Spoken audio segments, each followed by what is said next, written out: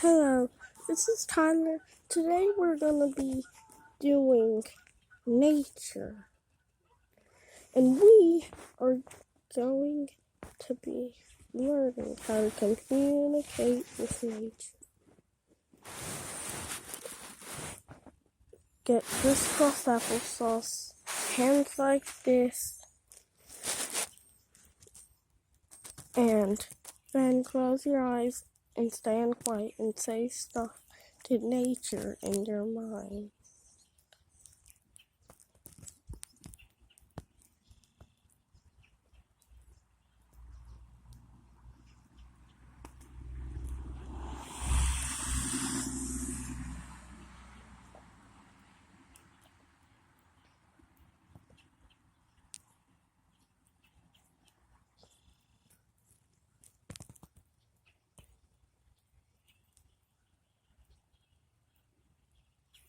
Okay,